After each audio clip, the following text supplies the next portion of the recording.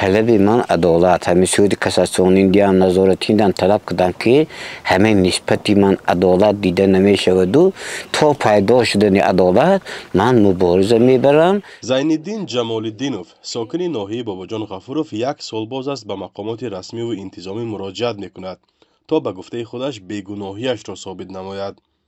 میگوید آخر ماه ایول سال گذشته برای کمک خواهی به نزد رئیس ناحیه جبار رسولوف رفت ولی تحقیر و لطوکوب شد. حادثه را چنین نقل کرد: بین مردم تو ابالای من گپ میزدی زبانت حالی کنده میپتم همیشه گفته بود که من نمیتونی و میکنی گفته ایستاده کردن که ایجاش خسته ایستاده اونده گریبانی کتم درانده ایستاده طرف چشمی راستم به 3-4 ضربه زدن. کی؟ رئیس ناحیه اولمبیک یلداش زاده زدن.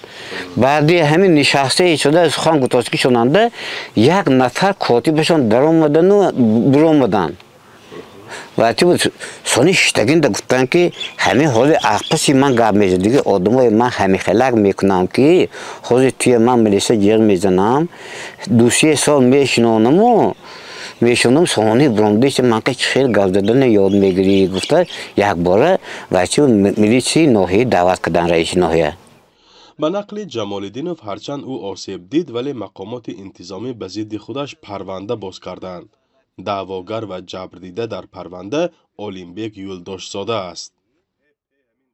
همیشه را من لطکوب کرد بعضی تو مقام کنتم گفتن من برامده من گفته ایستاده ملیسه خانی همون ناحیه بردن در ملیسه خانی ناحیه من که وقتی بود تست جواب دیدم و دیدم پاسپورتم دیدم این وقت گمگر وقتی بود طرف ملیسه خانه هم طرف یک نفر ملیسه با یک پروکراتوری ناحیه معین کند من زده ایستاده غلطوندن وقتی استور آورش زده غلطوندن من گفتم که من بنا پوش کنم کدی تو من چیمام کردم کار میکرد گفتم نکرد این رئیس کردن این شمالیس خونه کردن اكو من با یاردمی تاجیلی تیتون یاردم کردم واسه بود نه دکتر عمد بین وقت دیگه چاقند من با خورد دادن وقت کردن گپای نخزدن با اونو گفتن همین تو سحری ساعتی 8 رفته باشم تو ساعتی 3 سونی و دعوت کردن کارمندی دکتر دعوت کردن که